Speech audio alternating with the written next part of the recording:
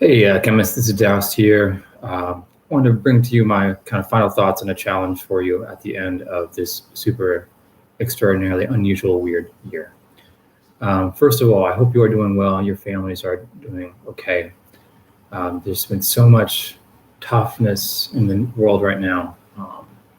And I know that I myself have been resisting kind of reaching out to you.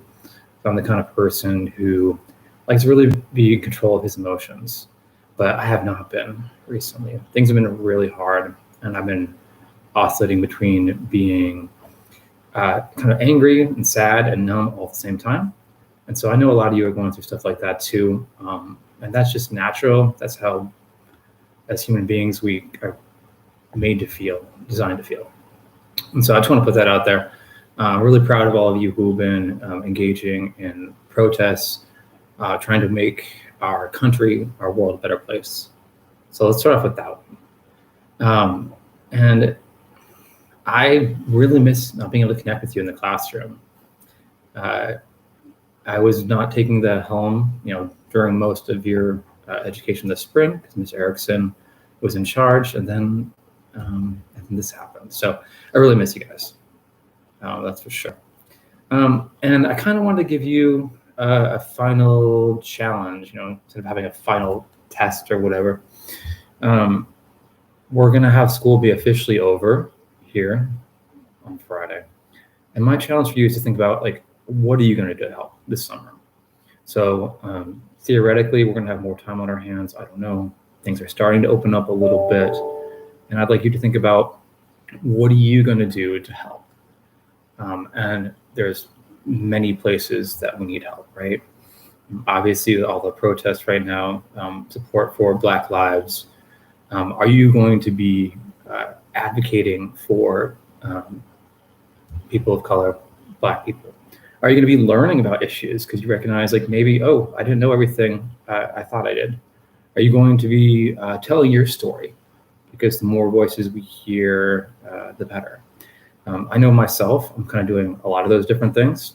I've got a stack of books to read to really, figure out where I'm at, because I recognize, oh yeah, I was brought up in this country. There's certain things that I carry with me.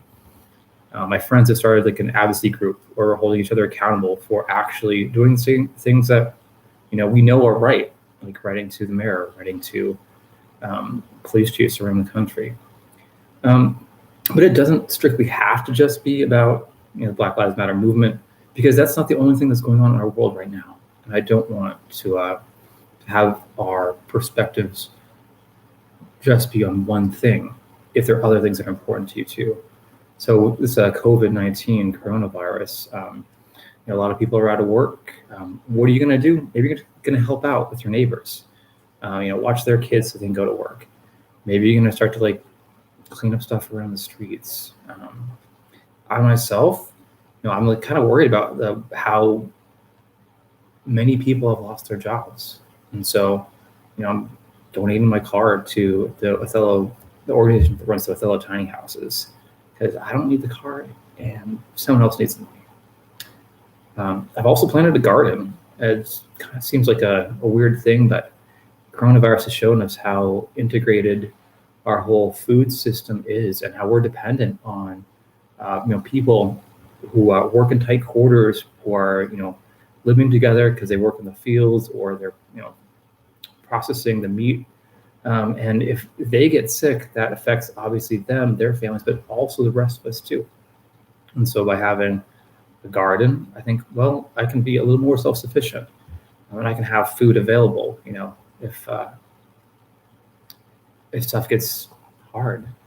And I think that kind of helps send a signal that hey, the current way things are working isn't the best for everyone, maybe you have something in mind that's not, support for Black lives or coronavirus. Maybe you just want to learn a different language. Maybe you want to improve yourself so that when you come back in the fall, you can be more of an inspiration for all of us.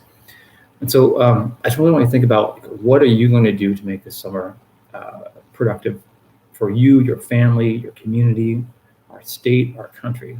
And if you'd like, I'd love to hear it. So I'm not going to make this a requirement because it's kind of a personal ask. But if you have a plan and you'd like to share with me, write it out, send me an email, record a quick video, what have you.